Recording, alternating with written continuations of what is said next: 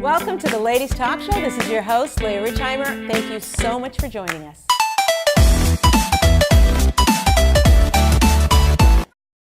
If you have a good track record of communicating, meaning you keep getting these bumps. Remember, we talked about you have equal number of conflicts with a happy marriage and unhappy marriage. The happy marriages just solve them better.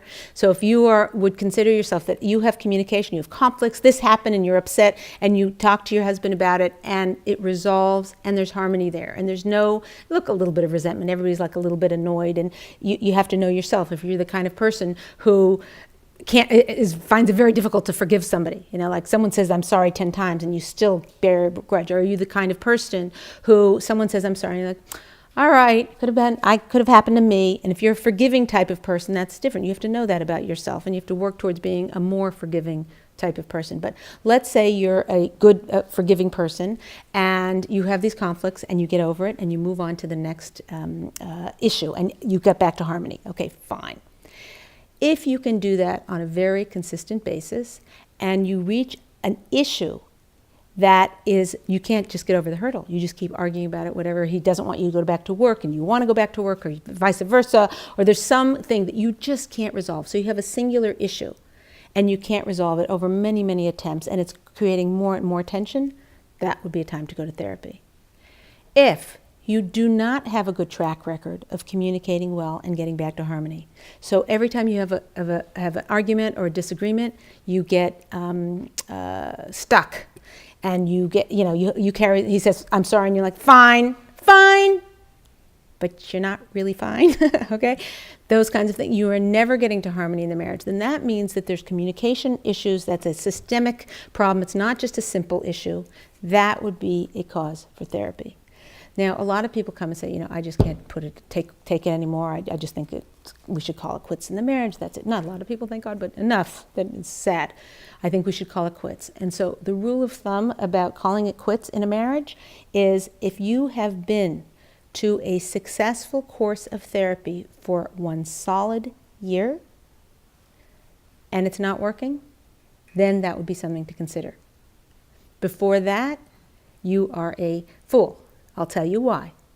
Because whatever issues you have in that marriage, you will carry into whatever future marriage you ever have. So you might as well solve them here with the person you're currently married to, rather than going on to the next one, because those same issues will revisit. And not only that, you'll have all the trauma. Now you'll be dealing with kids who have a million different shattered lives that you have to heal in this second marriage. And those problems that you had in your first marriage will still be there.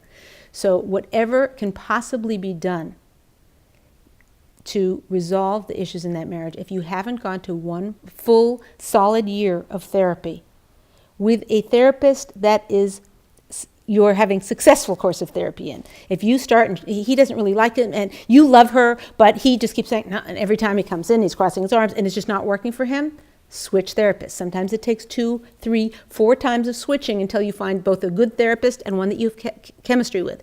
It has to be the right chemistry, and both of you have to like the person and trust the person. And if you do that for a year and it doesn't work out, then it's something to talk about. The malady that affects the current society, which is that the primary thing that a person looks for in life is, are you happy? Are you happy with your life? Do you have independence? Are you doing what you want in your life? Are you self-fulfilled and self-actualized?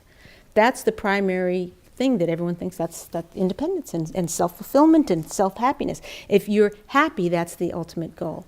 And what that means is, if you're married and you're not feeling like you are fulfilling your best role in life, the therapist will say, get a divorce. It's not working for you. Because that's their ultimate goal. That's the only conclusion that they can possibly come to. If you're not self-fulfilled and happy in the marriage, and you're not feeling that you're empowered in the relationship, end it. So they end a lot of marriages with that criteria. Of course they should. Of course they would. Not that they should, they shouldn't.